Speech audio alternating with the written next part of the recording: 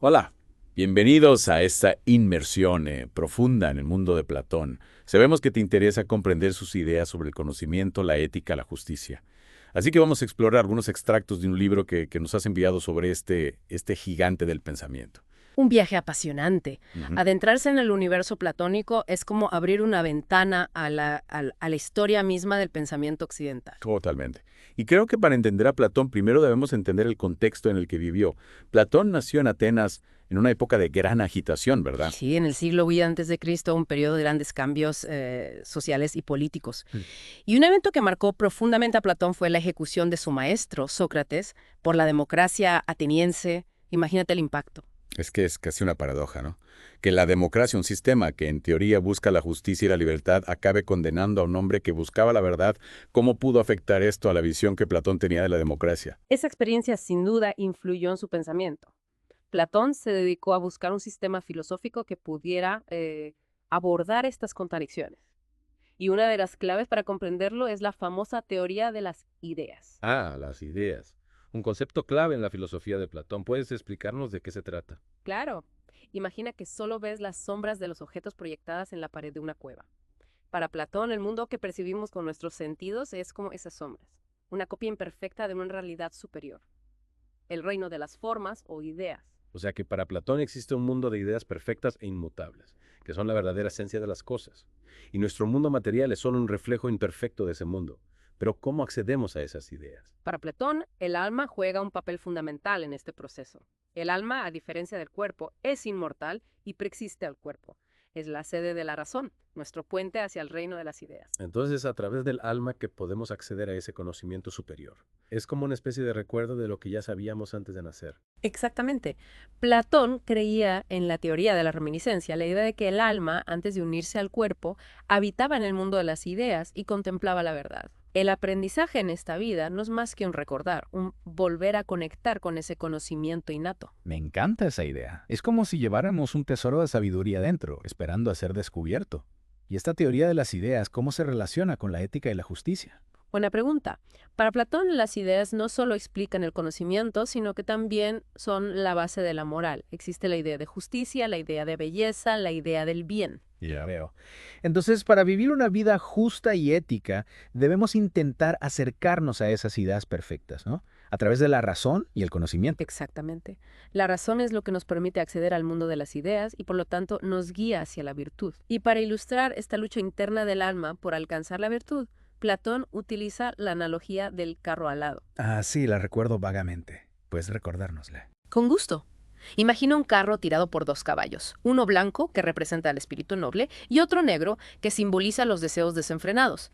El auriga, que representa la razón, intenta guiar a los caballos para alcanzar la virtud. Es una imagen muy poderosa. Y esta idea de la tripartición del alma, con la razón, el espíritu y el deseo, también se refleja en su visión de la sociedad ideal. Sí, de hecho, esta analogía nos lleva directamente a la famosa Callípolis, la ciudad ideal que Platón describe en su obra La República. La Callípolis, la ciudad gobernada por filósofos reyes, ¿verdad? Me encantaría saber más sobre cómo funciona esta sociedad ideal. Pues entrémonos en ella. Platón creía que, al igual que el alma, la sociedad ideal debía estar organizada en tres clases, cada una con su función específica. Suena fascinante, pero creo que tendremos que dejarlo aquí por ahora. Sí, la Callípolis merece una exploración más profunda. No te pierdas la segunda parte de esta inmersión en el mundo de Platón, donde seguiremos explorando la ciudad ideal y muchas otras ideas fascinantes. Te esperamos. Retomamos nuestra inmersión en el pensamiento de Platón y, como bien recuerdas, nos quedamos a las puertas de la ciudad ideal, esa Cadípolis, donde la justicia reina gracias a una organización social que curiosamente se basa en la naturaleza del alma.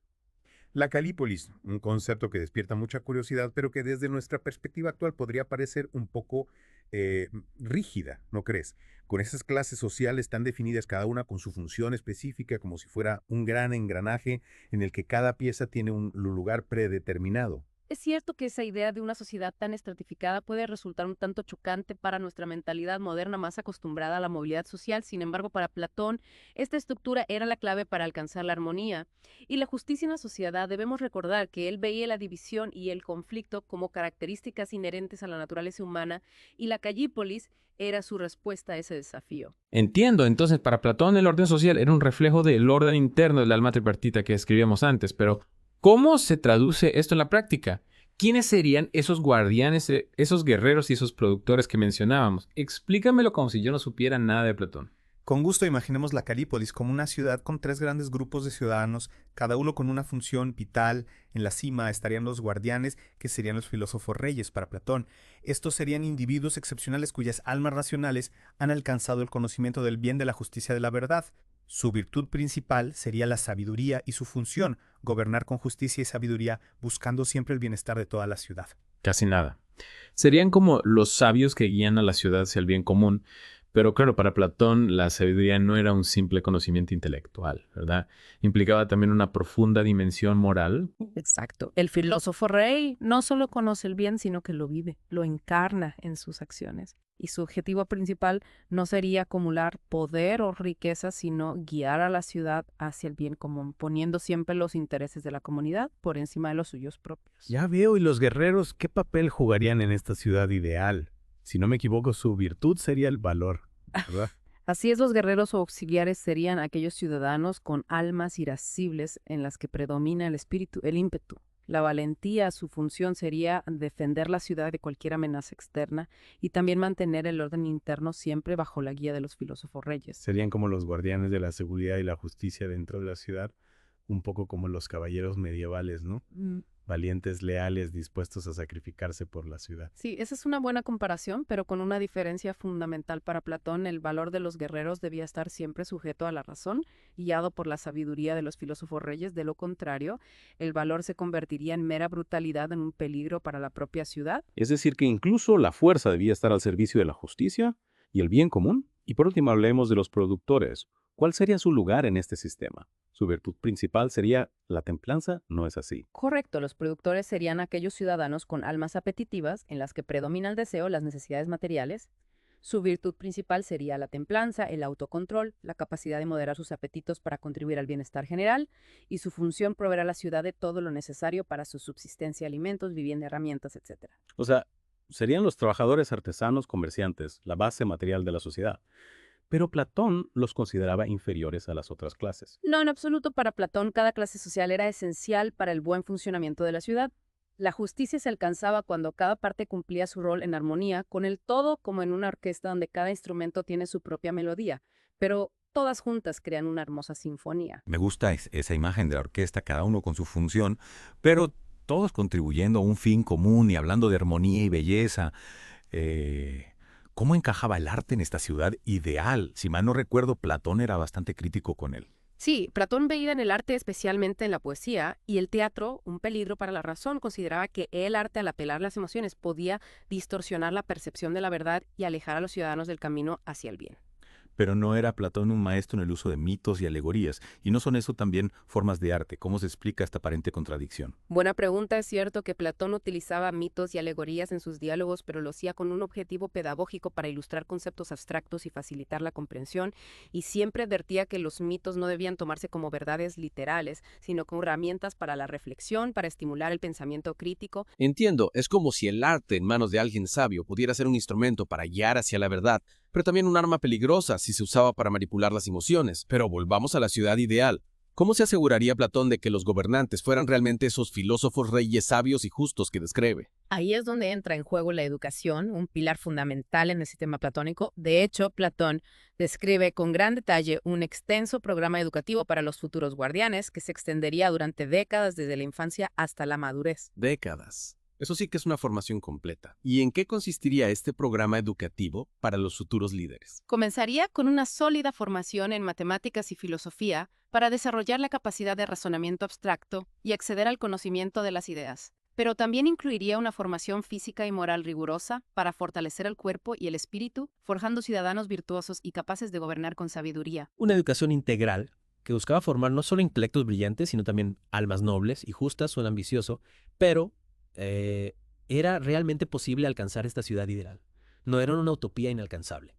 Es cierto que la ciudad ideal de Platón nunca se ha materializado en la historia, y el propio Platón era consciente de las dificultades para llevarla a la práctica. Sin embargo, para él, la Calípolis no era tanto un plan de gobierno como un ideal al que aspirar un modelo para guiar la acción política. Como un faro que ilumina el camino aunque nunca lleguemos a tocar la costa. Exactamente. Y recordemos que para Platón la política no era un fin en sí misma, sino un medio para alcanzar un fin superior, el bien común, la felicidad de los ciudadanos. Una visión que a pesar de sus limitaciones sigue resonando en nuestros días. Sin duda, la búsqueda de una sociedad más justa y armoniosa donde la razón guíe nuestras acciones es un desafío que sigue vigente. Y hablando de desafíos, creo que es importante analizar la crítica de Platón a la democracia. ¿Cómo podía un filósofo que buscaba la justicia ser crítico con la democracia, un sistema que en teoría busca lo mismo? ¿No era la democracia el sistema que había condenado a muerte a su maestro Sócrates? Sí, y esa experiencia sin duda marcó profundamente a Platón, pero su crítica a la democracia no se limitaba a un resentimiento personal. Veía en la democracia de su época una serie de peligros que amenazaban la estabilidad, la justicia y el bien común. Entiendo. ¿Podrías explicarnos cuáles eran esos peligros que Platón veía en la democracia? En primer lugar, Platón criticaba la falta de conocimiento y experiencia de la mayoría de los ciudadanos. Observaba cómo en la Atenas de su época las decisiones importantes a menudo se tomaban sin la preparación adecuada, dejándose llevar por la emoción o la demagogia en lugar de por la razón y el conocimiento. Es decir, le preocupaba que las decisiones importantes quedaran en manos de personas sin la formación adecuada, que se dejaran influenciar por líderes populistas o por sus propias pasiones, en lugar de buscar el bien común. Exactamente, y también criticaba la inestabilidad inherente a la democracia, donde las decisiones podían cambiar constantemente según los caprichos del pueblo, lo que dificultaba la construcción de un proyecto a largo plazo, una visión estable para la ciudad. Ya veo como si la ciudad fuera un barco sin timón zarandeado por las olas de la opinión pública, y por último no criticaba también el individualismo que a veces fomentaba la democracia. Sí, Platón veía en el individualismo un peligro para la cohesión social, para el bien común. Creía que la democracia, al otorgar la misma libertad a todos sin distinguir entre virtudes o capacidades, podía generar una sociedad fragmentada donde cada uno buscaba su propio interés sin tener en cuenta el bienestar del conjunto. Es una crítica interesante desde nuestra perspectiva actual. Valoramos mucho la libertad individual y la democracia como sistema político. Pero Platón nos invita a reflexionar sobre los límites de la libertad individual y a preguntarnos si la búsqueda del bien común a veces puede requerir ciertas limitaciones a esa libertad. Es una reflexión que sigue vigente en nuestros días. ¿Cómo encontrar el equilibrio entre la libertad individual y el bien común? ¿Cómo evitar que la democracia se convierta en una tiranía de la mayoría o en un caos donde cada uno busca su propio beneficio? Son preguntas que aún debemos responder. Y para seguir explorando estas preguntas creo que es fundamental entender la alternativa que Platón proponía a la democracia al gobierno del filósofo rey. Totalmente, el filósofo rey, esa figura idealizada que encarnaba la sabiduría y la justicia, era para Platón la mejor opción para guiar la ciudad hacia el bien. Pero no corría el riesgo de convertirse en una dictadura. ¿Cómo se diferenciaría el gobierno del filósofo rey de una tiranía? Es una pregunta importante para Platón. El filósofo rey no gobernaría por la fuerza, sino por la razón, por el conocimiento del bien. Su objetivo no sería su propio beneficio, sino el bien de la ciudad. Sería un gobernante ilustrado guiado por la sabiduría y la justicia que buscaría el bienestar de todos los ciudadanos. Suena un ideal noble, pero también un poco utópico. ¿Cómo evitar que ese filósofo rey con tanto poder en sus manos se corrompa, que se aleje del bien y se deje llevar por sus propios intereses? Platón era consciente de ese riesgo y por eso proponía una serie de medidas para controlar el poder del filósofo rey y evitar la corrupción. En primer lugar, insistía en la importancia de una educación rigurosa para los futuros gobernantes, una educación que no solo les proporcionara conocimiento, sino que también cultivara en ellos el amor a la sabiduría, la justicia y el bien común. Formar el alma para formar al gobernante es una idea poderosa, pero además de la educación, ¿qué otras medidas proponía Platón para evitar la corrupción del poder? Para evitar que la avaricia lo corrompiera, Platón proponía que el filósofo rey no tuviera propiedad privada y para que su lealtad estuviera dirigida únicamente a la ciudad, no tendría familia propia. Son medidas bastante drásticas, ¿no crees? Renunciar a la propiedad privada a la familia parece un sacrificio demasiado grande. Es cierto que son medidas radicales, difíciles de imaginar en nuestra sociedad actual, pero recordemos que para Platón el bien de la ciudad estaba por encima de cualquier interés individual, incluso de los propios gobernantes. La justicia y la armonía social eran valores supremos que justificaban estos sacrificios. Es una visión que, como hemos visto, tiene sus luces y sus sombras, pero no podemos negar que Platón nos dejó un legado fundamental para la historia del pensamiento político, un legado que nos invita a reflexionar sobre la naturaleza del poder, la importancia de la educación y la búsqueda incesante del bien común. Totalmente de acuerdo, y para comprender mejor este legado creo que es esencial profundizar en la teoría platónica del alma, esa entidad inmortal que tanto nos ha fascinado desde el principio de nuestra inmersión. Tienes razón, el alma platónica con su capacidad para acceder al conocimiento.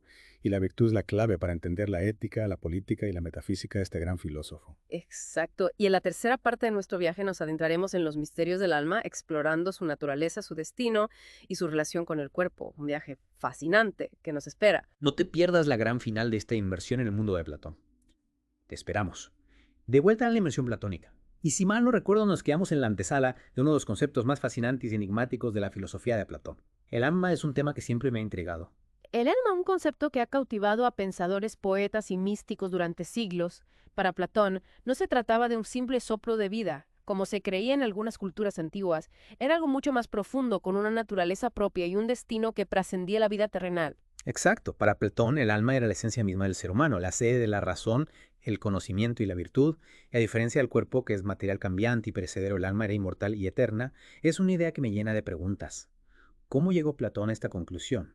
¿Qué argumentos utilizaba para defender la inmortalidad del alma? Platón utilizaba una serie de argumentos, algunos basados en la lógica, otros en la experiencia personal y otros en la tradición mítica. Por ejemplo, argumentaba que el alma, al ser la fuente del conocimiento verdadero, debía ser inmutable y eterna, pues el conocimiento auténtico no puede depender de algo tan cambiante e imperfecto como el cuerpo. O sea que para Platón el conocimiento verdadero no se adquiría a través de los sentidos como creían los sofistas, sino que ya estaba presente en el alma, ¿no? Como una especie de recuerdo de un estado anterior. Eso explicaría su teoría de la reminiscencia, ¿verdad? Exactamente. Platón creía que el alma, antes de encarnarse en un cuerpo, había habitado en el mundo de las ideas, donde había contemplado la verdad en su forma pura, el proceso de aprendizaje en esta vida. No era más que volver a conectar con ese conocimiento innato que el alma ya poseía. Es una idea fascinante. Como si lleváramos dentro un tesoro de sabiduría, esperando a ser descubierto. Y esta idea de un alma inmortal que habita en el mundo de las ideas, antes de unirse al cuerpo. ¿Qué implica para el destino del alma después de la muerte? ¿A dónde va el alma cuando el cuerpo muere? Para Platón, la muerte no era el final, sino una liberación del alma de la prisión del cuerpo. El alma liberada de las ataduras materiales podía regresar al mundo de las ideas, donde continuaría su camino hacia el conocimiento, y la perfección era como un viaje de regreso al hogar, a su verdadera morada. Un viaje de regreso al hogar, me gusta esa imagen, pero todos los almas tenían el mismo destino. No había algún tipo de juicio de recompensa o castigo por las acciones realizadas en vida. Sí, Platón creía en un juicio del alma después de la muerte. En algunos de sus diálogos describe cómo las almas eran juzgadas por sus acciones y enviadas a diferentes lugares según su grado de pureza y virtud. Como una especie de tribunal cósmico, ¿no? Donde se hacía justicia a las almas. ¿Y qué pasaba con las almas que no habían vivido de acuerdo con la virtud? Las almas impuras, aquellas que se habían dejado llevar por las pasiones, los vicios y la ignorancia, eran enviadas a un lugar de sufrimiento y purificación. Allí el alma tenía la oportunidad de reflexionar sobre sus errores, aprender de ellos y prepararse para una nueva encarnación, para una nueva oportunidad de acercarse a la virtud. Entonces, para Platón, la vida terrenal era como una prueba, una oportunidad para que el alma se purificara y se acercara al conocimiento del bien, y el destino final del alma dependía de cómo había vivido esa prueba. Exactamente, y aquí vemos cómo la ética y la metafísica se entrelazan en el pensamiento de Platón. La forma en que vivimos nuestra vida terrenal tiene consecuencias para el destino de nuestra alma inmortal. Es una idea que invita a la reflexión, a vivir con conciencia de que nuestras acciones tienen un impacto no solo en esta vida, sino también en el destino de nuestra alma. Sin duda, y esta visión del alma inmortal ha tenido una gran influencia en la filosofía y la religión occidentales. Pero volviendo a la relación entre el alma y el cuerpo, ¿cómo concebía Platón esta relación? ¿Era el cuerpo un simple estorbo para el alma? Esa es una pregunta que me he hecho muchas veces. Si el alma anhela la sabiduría y la virtud, y el cuerpo está lleno de deseos y necesidades materiales, ¿no es el cuerpo una especie de cárcel para el alma?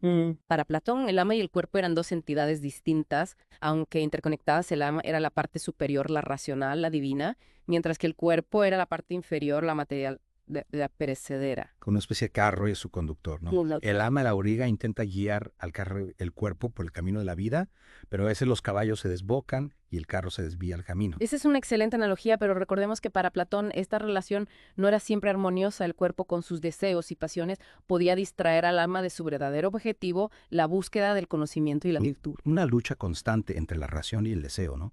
El alma aspirando a la perfección, a la unión con las ideas, y el cuerpo atrapado en el mundo material con sus necesidades y limitaciones. Exacto. Y para Platón, el objetivo de la vida era purificar el alma, liberarla de las influencias negativas del cuerpo y guiarla hacia el conocimiento del bien. Era un camino de ascensión, de liberación hacia la verdad, la belleza y la justicia. Un camino que no siempre es fácil de recorrer.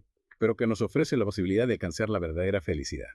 La felicidad que proviene de la unión con el bien, con lo que Platón llamaba el mundo de las ideas. Sin duda. Y aquí vemos cómo la teoría del alma se conecta con la ética y la política platónicas para Platón. Una sociedad justa era aquella que fomentaba la virtud y el conocimiento que ayudaba a los ciudadanos a purificar sus almas y alcanzar la felicidad. Una visión que, a pesar de sus controversias y de las dificultades para llevarla a la práctica, sigue resonando en nuestros días. Platón nos invita a reflexionar sobre la naturaleza humana, el sentido de la vida y el papel de la sociedad en la búsqueda de la felicidad. Totalmente de acuerdo. Platón nos deja un legado de preguntas y respuestas que siguen desafiando nuestro pensamiento. Y aunque no compartamos todas sus ideas, no podemos negar la profundidad, la originalidad y la influencia de su filosofía. Ha sido una inmersión apasionante en el mundo de Platón. Hemos explorado sus ideas sobre el conocimiento, la justicia, la sociedad ideal y el alma inmortal. Y aunque hemos llegado al final de esta inmersión, creo que las preguntas que Platón nos plantea seguirán resonando en nuestra mente durante mucho tiempo. Sin duda, Platón nos invita a seguir explorando, a seguir preguntando, a seguir buscando la luz del conocimiento y la verdad. Y ese es un camino que vale la pena recorrer. Muchas gracias por acompañarnos en esta inmersión platónica. Esperamos que te haya inspirado a seguir indagando en las grandes preguntas de la vida. Hasta la próxima.